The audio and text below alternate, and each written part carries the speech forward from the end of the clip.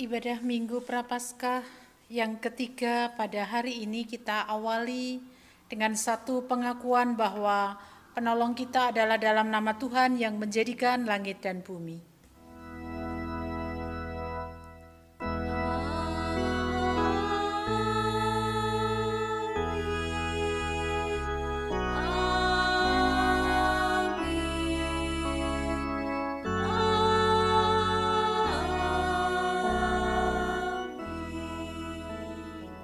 Kasih karunia dan damai sejahtera dari Allah Bapa kita dan dari Tuhan Yesus Kristus menyertai saudara sekalian.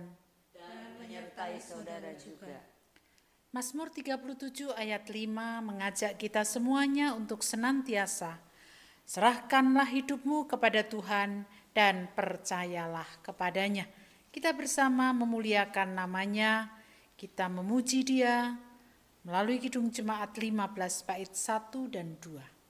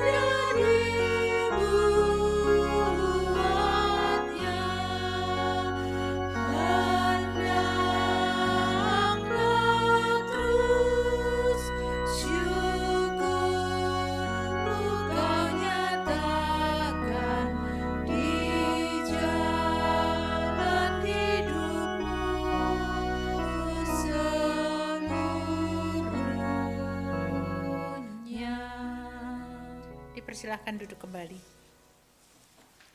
Mari Bapak Ibu Saudara kita bersama untuk mengakui dosa kita di hadapan Tuhan dalam doa. Dengan segala kerendahan hati kami bersama menghampiri hadirat-Mu ya Tuhan. Kami mohon ampun atas kesalahan kami. Seringkali apa yang kami lakukan tidak mencerminkan apa yang Tuhan firmankan kepada kami.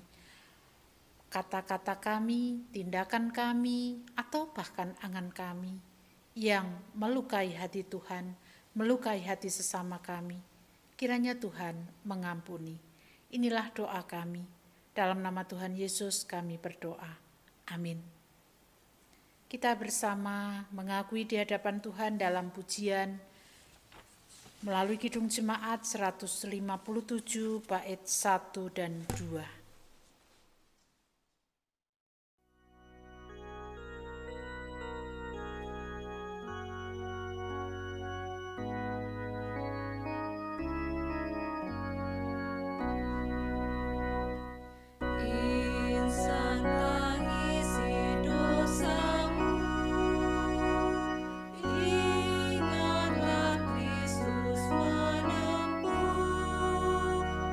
Jalan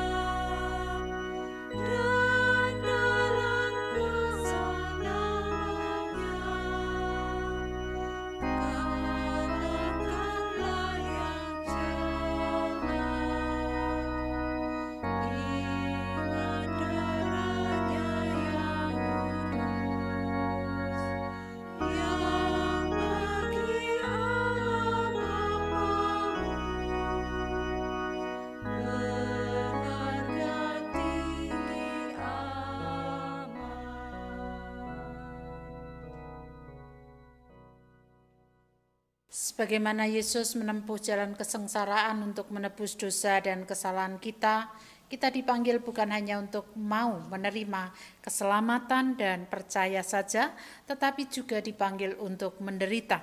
Sebagaimana dinyatakan dalam Filipi 1 ayat 29, sebab kepada kamu dikaruniakan bukan saja untuk percaya kepada Kristus, melainkan juga untuk menderita untuk Dia. Demikianlah berita anugerah dari Tuhan. Syukur kepada Allah. Kita sambut dengan pujian melalui Kidung Jemaat 159 bait 1 dan 2.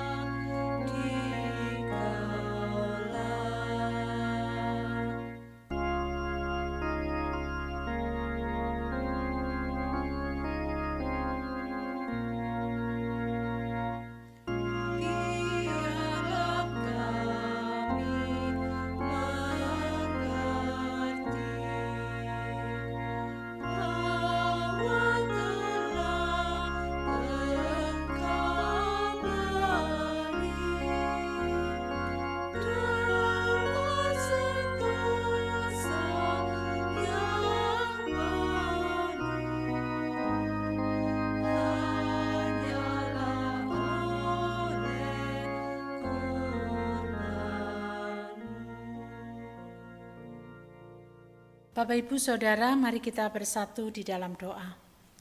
Ya Tuhan Allah surgawi, kami bersyukur untuk waktu yang Tuhan anugerahkan kepada kami saat ini.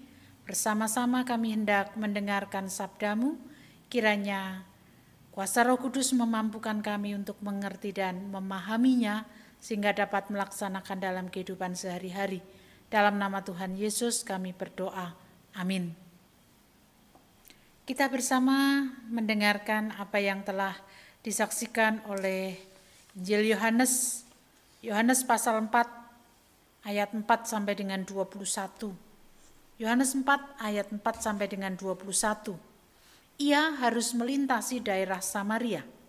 Maka sampailah ia ke sebuah kota di Samaria yang bernama Sikar, dekat tanah yang diberikan Yakub dahulu kepada anaknya Yusuf. Di situ terdapat sumur Yakub. Yesus sangat letih oleh perjalanan. Karena itu ia duduk di pinggir sumur itu. Hari kira-kira pukul 12. Maka datanglah seorang perempuan Samaria hendak menimba air. Kata Yesus kepadanya, "Berilah aku minum." Sebab murid-muridnya telah pergi ke kota membeli makanan. Maka kata perempuan Samaria itu kepadanya, "Masakan engkau seorang Yahudi minta minum kepadaku seorang Samaria?" Sebab orang Yahudi tidak bergaul dengan orang Samaria. Jawab Yesus kepadanya, "Jikalau engkau tahu tentang karunia Allah dan siapakah dia yang berkata kepadamu, 'Berilah aku minum,' niscaya engkau telah meminta kepadanya dan ia telah memberikan kepadamu air hidup." Kata perempuan itu kepadanya, "Tuhan, engkau tidak punya timba dan sumur ini amat dalam. Dari manakah engkau memperoleh air hidup itu? Adakah engkau lebih besar daripada bapa kami Yakub yang memberikan sumur ini kepada kami dan yang telah minum sendiri dari dalamnya, ia serta anak-anaknya dan ternaknya?" Jawab Yesus kepadanya, "Barang siapa minum air ini, ia akan haus lagi. Tetapi barang siapa minum air yang akan kuberikan kepadanya, ia tidak akan haus untuk selama-lamanya. Sebaliknya, air yang akan kuberikan kepadanya akan menjadi mata air di dalam dirinya, yang terus-menerus memancar sampai hidup yang kekal." Kata perempuan itu kepadanya, "Tuhan, berikanlah aku air itu, supaya aku tidak haus dan tidak usah datang lagi ke sini untuk menimba air. Kata Yesus kepadanya, pergilah, panggillah suamimu dan datang ke sini. Kata perempuan itu, aku tidak mempunyai suami.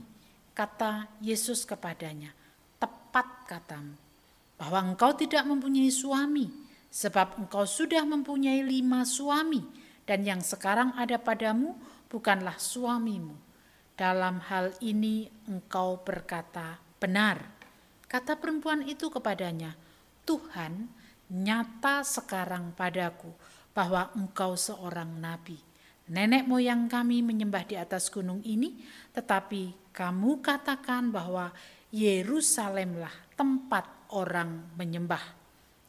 Kata Yesus kepadanya, percayalah kepadaku, hai perempuan, saatnya akan tiba bahwa kamu akan menyembah Bapa bukan di gunung ini dan bukan juga di Yerusalem. Demikianlah bacaan Injil kita. Berbahagialah kita yang mendengarkan, merenungkan, bahkan melaksanakan dalam kehidupan sehari-hari. Hosiana.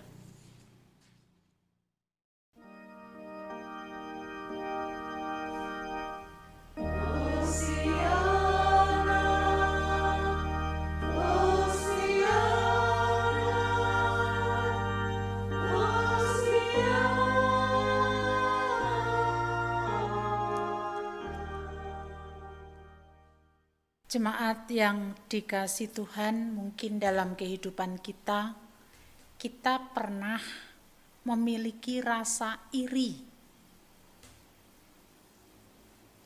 Kita pernah merasa benci kepada orang lain yang ada di sekitar kita. Iri atau benci itu bisa disebabkan oleh banyak hal. Mungkin karena kita merasa tidak mampu, entah itu dalam kemampuan secara sosial, secara ekonomi, sehingga ada orang yang lebih dari kita kemudian merasa iri. Nah, iri dan benci itu bisa menjadi sesuatu hal yang sangat membahayakan dalam hidup kita. Karena kita bisa menjadi orang yang keras hati. Mengeraskan hati karena kita berfokus pada diri kita sendiri. Bapak, Ibu, Saudara yang dikasih Tuhan, perikop kita pada hari ini adalah sebuah kisah tentang perempuan Samaria yang bercakap-cakap dengan Yesus, atau Yesus yang bercakap-cakap dengan orang Samaria. Jadi ketika orang Yahudi merasa iri dan benci kepada Yesus, memang Yesus kemudian segera meninggalkan wilayah Yudea dan kembali ke Galilea. Ketika sampai di Sikar, terdapat sumur Yakub. Nah, oleh karena kelelahannya, Yesus kemudian beristirahat. Tadi sangat jelas dikatakan di dalam bacaan kita. Nah, ketika Yesus sedang beristirahat, ada seorang perempuan Samaria yang datang ke sumur pada jam 12 siang. Bapak, Ibu, Saudara, mengapa jam 12 siang orang Samaria itu datang ke sumur untuk menimba air, mengambil air? Untuk diketahui bahwa orang Samaria dan orang Yahudi itu tidak saling bertegur sapa. Orang Samaria dan orang Yahudi itu mereka tidak ada komunikasi yang baik. Bahkan orang Yahudi menganggap orang Samaria itu adalah orang kafir. Nah, supaya orang Samaria itu tidak berjumpa dengan orang Yahudi, maka siang hari jam 12 perempuan itu datang ke sumur untuk mengambil air. Nah, mengapa Orang Yahudi menganggap orang Samaria adalah orang kafir karena orang Samaria menjadikan Gunung Gerizim itu menjadi tempat beribadah. Orang Samaria tidak mau ke Yerusalem. Nah, ketika orang Samaria tidak mau ke Yerusalem untuk menyembah Allah, kemudian orang Yahudi menganggap orang Samaria itu adalah kafir. Bukan hanya dianggap sebagai orang kafir perempuan ini, tetapi dalam bacaan kita melihat bahwa perempuan ini terkesan bukan orang baik. Karena tadi dikatakan memiliki banyak suami. Bapak Ibu Saudara yang dikasihi Tuhan, sudah tidak boleh bertegur sapa, lalu perempuan itu adalah perempuan yang terkesan tidak baik. Sudah seharusnya tidak ada tegur sapa antara Yesus yang notabene adalah orang Yahudi dengan perempuan Samaria. Mestinya tidak boleh bertegur sapa. Tetapi pada waktu itu Yesus hendak membongkar tradisi yang selama ini berlangsung, di mana orang Yahudi tidak boleh berbicara dengan orang Samaria. Yang berinisiatif Yesus, supaya terbongkarlah tradisi yang sudah sangat mengakar, yang di mana masing-masing saling memiliki pembenaran dirinya. Yesus berinisiatif membuka percakapan dengan perempuan tersebut. Yesus mengetahui bahwa perempuan tersebut bukan hanya sekedar membutuhkan sapaan di tengah kehidupan yang dipinggirkannya, tetapi perempuan ini juga membutuhkan kehidupan yang sesungguhnya.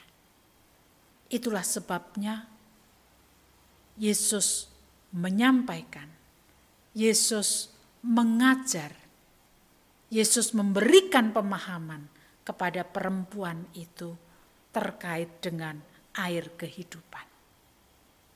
Bahkan ia menawarkan kepada perempuan itu air kehidupan, bukan sekedar air yang diminumnya dan kemudian bisa menjadikan haus, tetapi air kehidupan yang sesungguhnya yang tidak akan lagi menjadikan perempuan itu haus. Bapak Ibu Saudara yang dikasihi Tuhan, melalui percakapan yang ada, dialog yang ada antara Yesus dan perempuan Samaria, akhirnya perempuan Samaria mengakui bahwa orang yang ada di depannya adalah betul-betul sosok yang dapat dipercaya. Bahkan orang yang ada di depannya bisa memberikan air kehidupan untuknya. Dengan kata lain, perempuan Samaria ini walaupun sudah sangat mengakar bahwa mereka tidak boleh bercakap dengan orang Yahudi, tetapi ketika Yesus berinisiatif untuk membongkar tradisi tersebut, akhirnya perempuan Samaria bisa menerima Yesus. Artinya perempuan Samaria tidak mengeraskan hatinya, sehingga Yesus mengatakan bahwa suatu saat nanti engkau akan menyembah Allah. Bukan di Gunung Gerizim ini, bukan di Yerusalem, tetapi Allah yang betul-betul menjadi sesembahannya. Bapak Ibu Saudara yang dikasihi Tuhan, belajar dari kisah bagaimana Yesus membongkar tradisi Yahudi dan Samaria yang kemudian menjadikan perempuan Samaria tadi merendahkan hatinya di hadapannya dan bersedia menerima Yesus sebagai sumber kehidupannya. Ini sehendaknya menjadi sebuah perenungan bagi kita semuanya. Bahwasannya kita di hadapan Tuhan harus betul-betul untuk memiliki kerendahan hati. Tidak mengeraskan hati. Karena ketika kita mengeraskan hati, maka relasi kita dengan Tuhan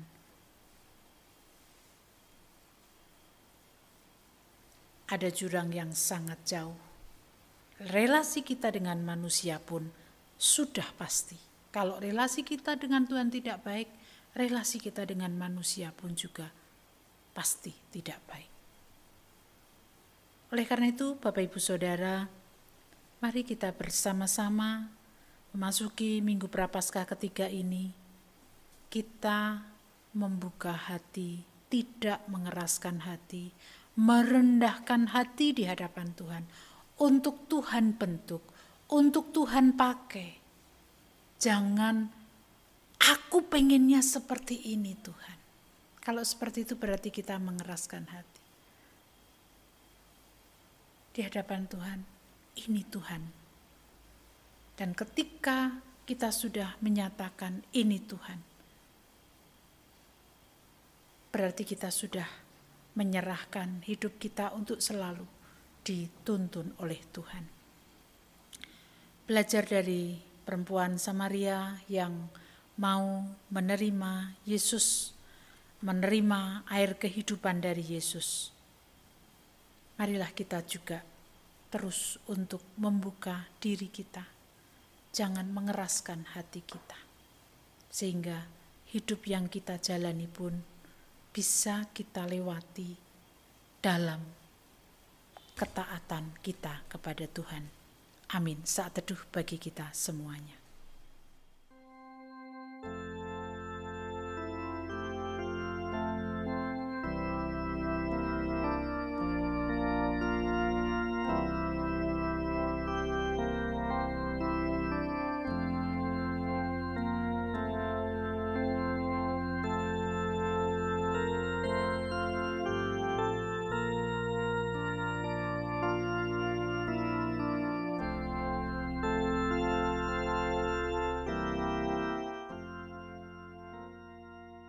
Bapak, Ibu, dan Saudara sekalian, kami ajak untuk bangkit berdiri dengan mengawan iman rasuli, meletakkan tangan kanan di dada sebelah kiri.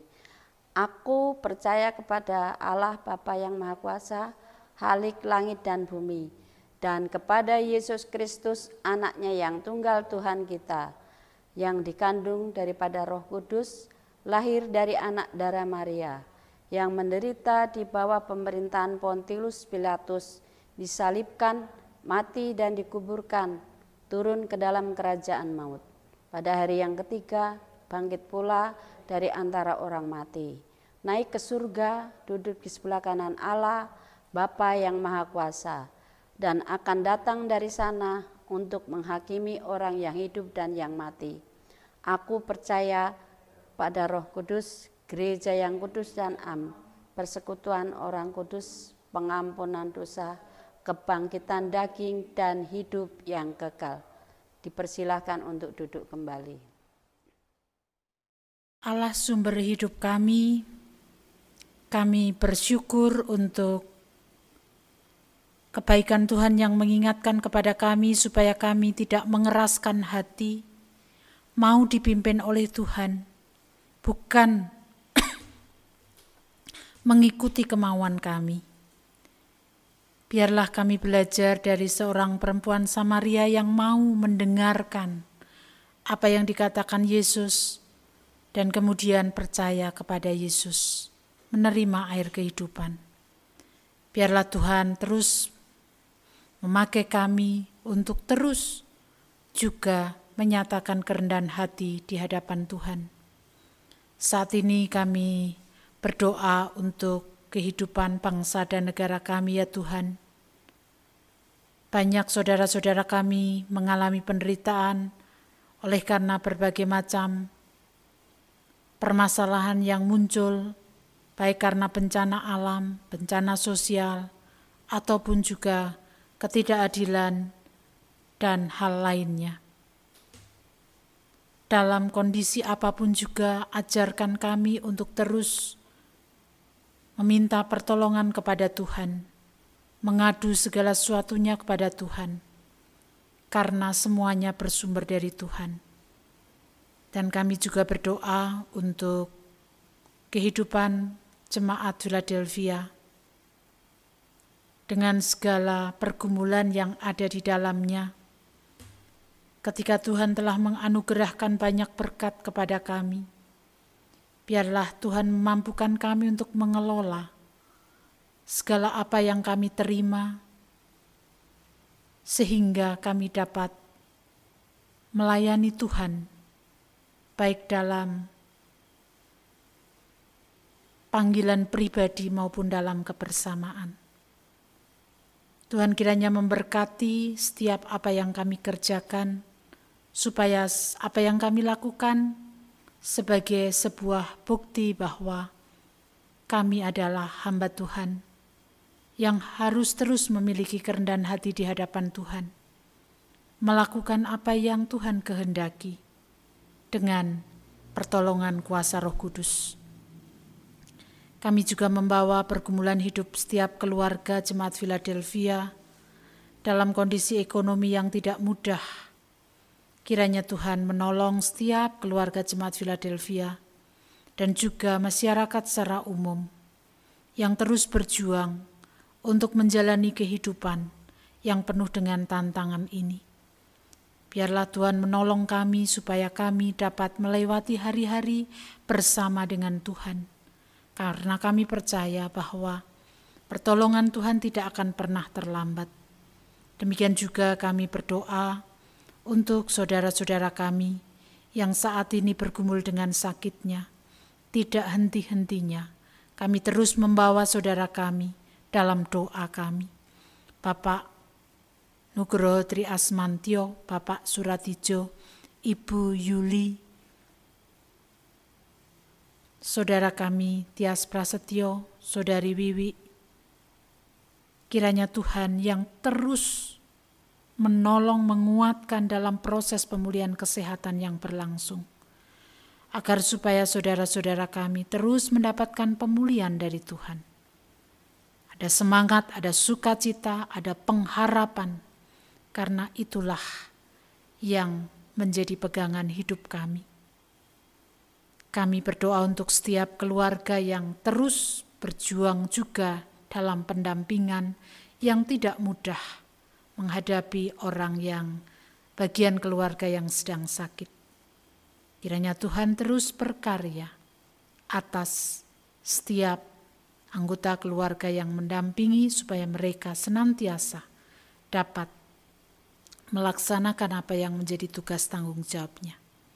Anak-anak kami dalam studi mereka, Tuhan menolong mereka, dan kiranya Tuhan juga terus membantu orang tua yang harus mendampingi dalam pertumbuhan iman mereka, supaya anak-anak kami bertumbuh di dalam iman kepada Tuhan.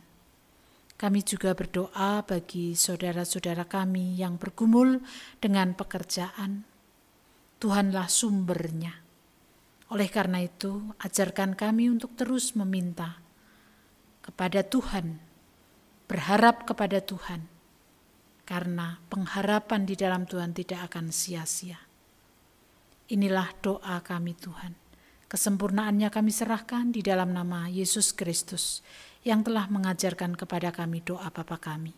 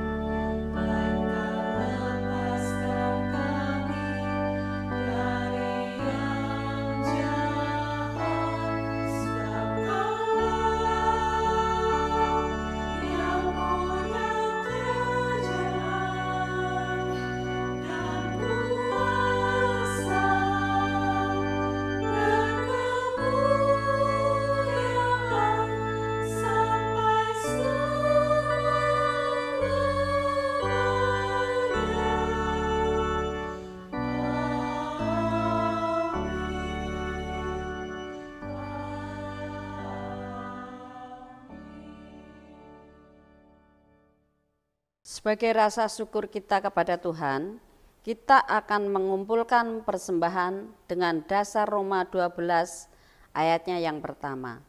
Karena itu, saudara-saudara, demi kemurahan Allah, aku menasihatkan kamu supaya kamu mempersembahkan tubuhmu sebagai persembahan yang hidup, yang kudus dan yang berkenan kepada Allah.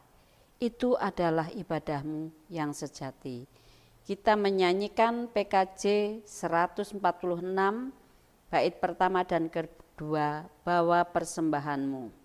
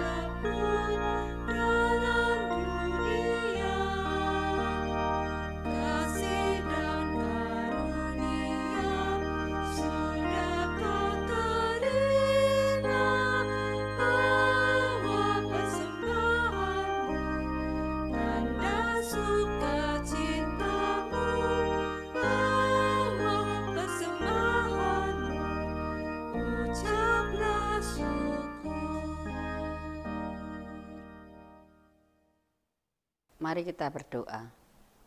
Allah Bapa Surgawi, pada saat ini kami datang kepadamu ya Tuhan untuk mengucap puji syukur dan terima kasih karena Tuhan telah mengizinkan kami membawa persembahan kami. Kiranya Tuhan juga mengajar kami untuk dapat mempersembahkan jiwa raga kami untuk melayani Tuhan yang sebaik mungkin, dan kiranya Tuhan mengetahui apa yang kami serahkan kepadamu.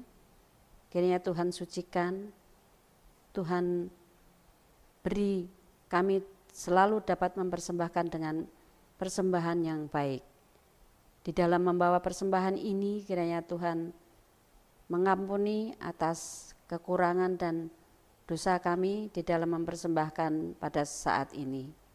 Ya Tuhan, ajar kami sekali lagi Tuhan untuk dapat mempersembahkan tubuh kami untuk melayani Tuhan sebagai persembahan hidup kami. Inilah Tuhan doa persembahan kami, di dalam Kristus Tuhan kami berdoa. Amin. Kita dipanggil supaya senantiasa memiliki kerendahan hati, menyerahkan hidup kita kepada Sang Sumber Hidup, Sang Air Hidup, supaya kita mendapatkan kehidupan. Kita bangkit berdiri, kita menyanyikan Kidung Jemaat 417 bait 1 dan 2.